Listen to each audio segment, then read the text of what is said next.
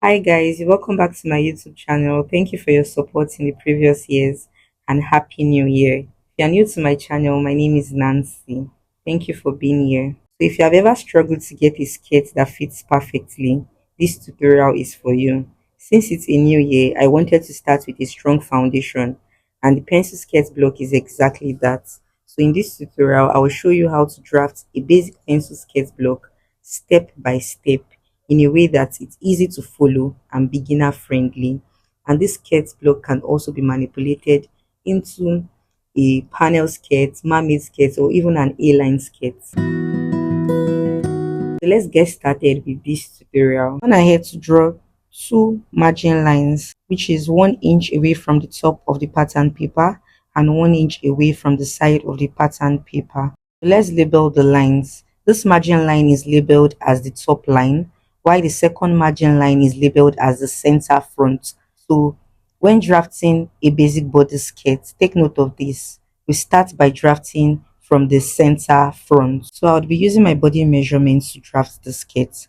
My waist measurement is 26 inches, but because I want the waist to be properly shaped to achieve a more cinched and couture style fit around my waist measurement, I would be subtracting 2 inches from my actual waist measurement. So that will be 26 minus 2, 24 inches.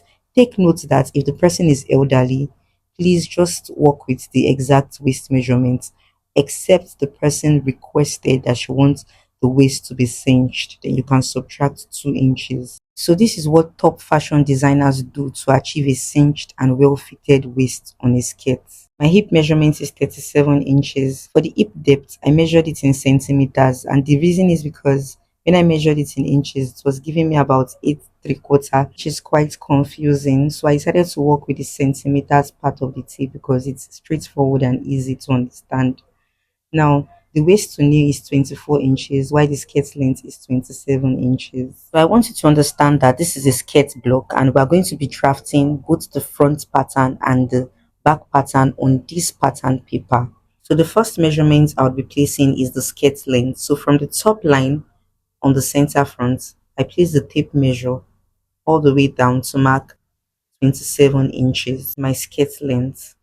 To get the wideness of your skirt block, you divide the widest part of your measurement, which is the hip measurement, into two.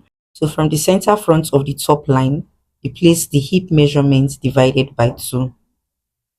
So from the center front, you keep placing your hip measurement divided by 2. At that point you marked your skirt length, you're also going to place your hip measurement divided by 2. Now you connect all those points together to form a straight line.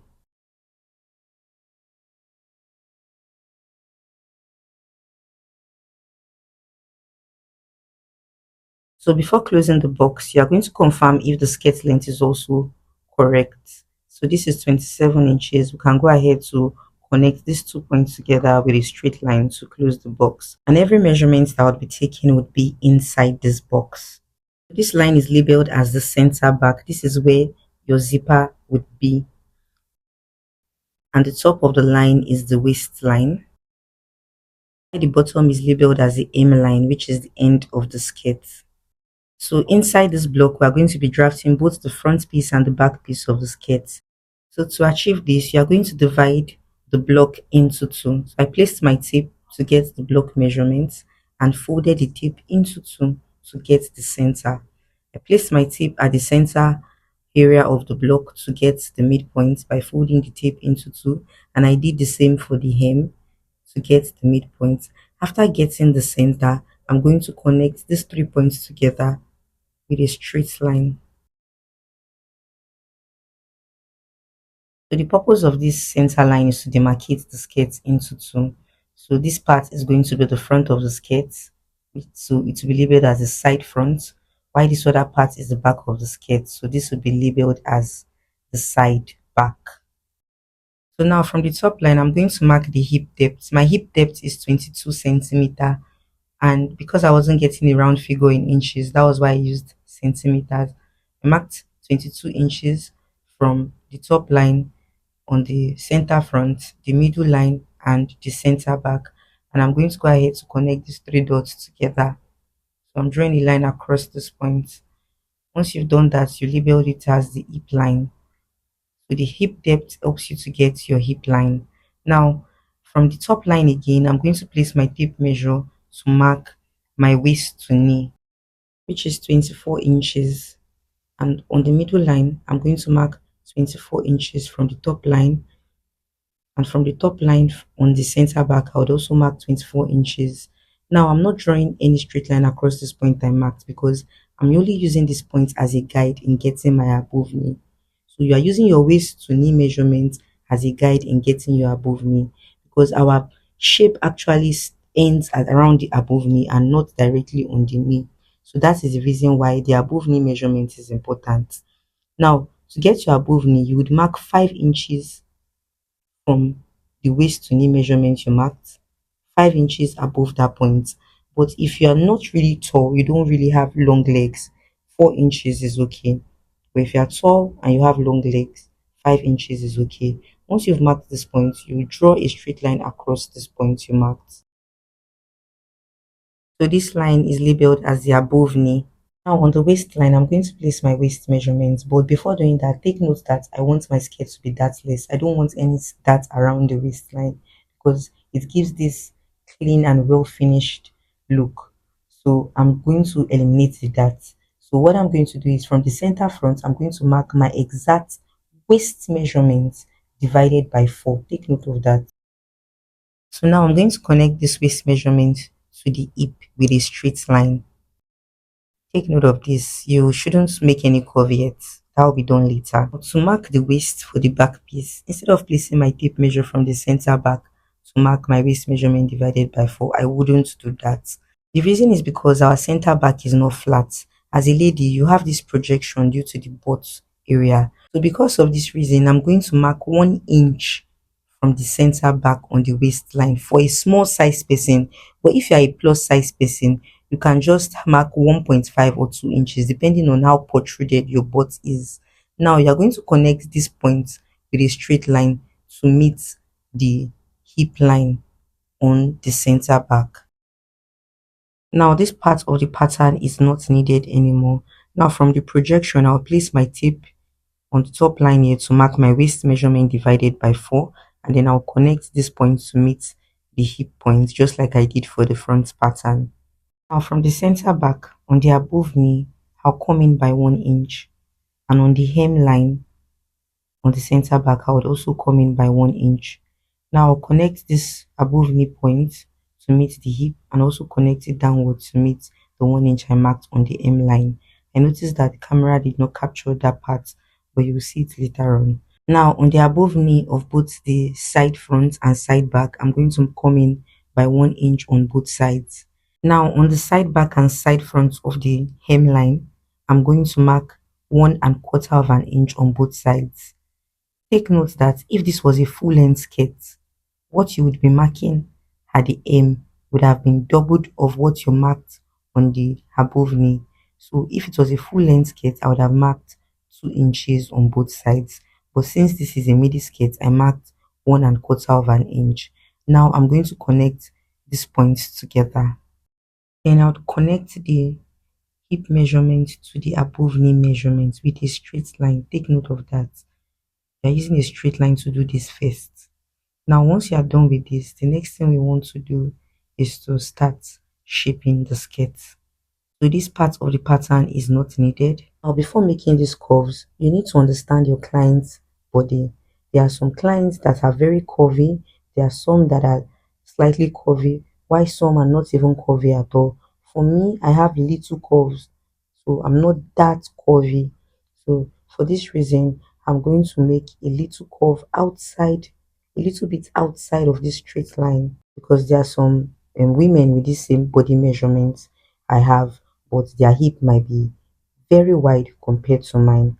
But because I understand my body measurements, I wouldn't making the curve too much. So you can see that I came out a little bit from the straight line. So I'll do the same thing on this other side of the back pattern. One thing you need to know how to do very well is placing your ruler. Just notice the way I place my ruler. You can see that I actually flipped the other side of this ruler to get the shape that connects my hip to the above knee. And in the process of making this curve here, you'll notice that it still came out a little bit out of that straight line that was there initially. So that's basically how to go about it. Now we're going to connect the above knee down to the hem. So around this part where the two lines meet, as the above knee, you blend it very well, and you do the same on this side as well, so that it can connect properly. So once you are done with this, you're just going to go ahead to retrace the projection you did at the center back.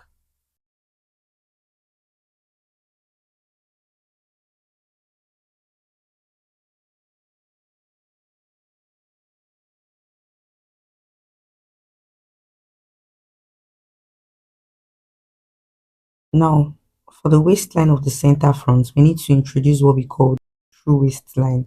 So the true waistline helps the center front to sit properly around the waist due to fupa. So fupa is that little bulge that comes out around that tummy side at the center front. So for someone with a very flat tummy, you can just work with 0.5 or 1 inch.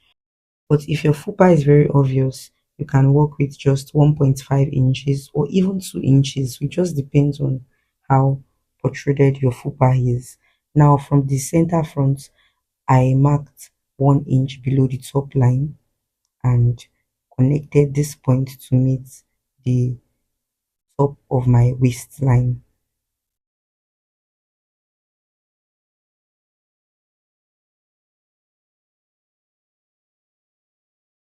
Now, the next thing we need to do is to label the pattern and to also mark our allowances that will be added when we transfer the pattern to the fabric. So now I'm going to go ahead to cancel the parts that wouldn't be needed in our pattern. Now labeling your pattern is very important, and I'll show you how to label your patterns correctly. So this side of the pattern is actually the zipper area. I think I made a mistake.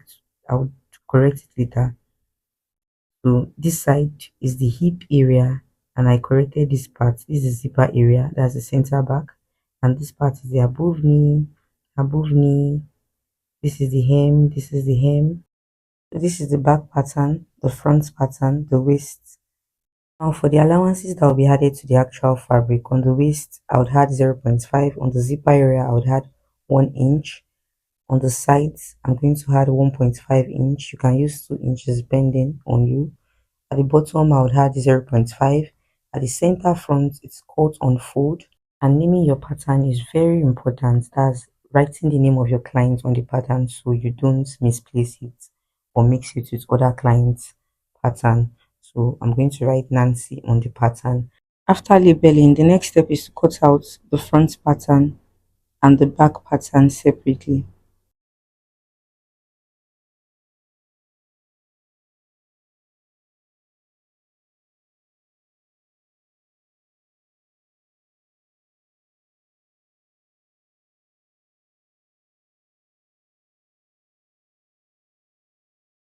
The final step is to cross-check the curve length for both the front piece and the back piece.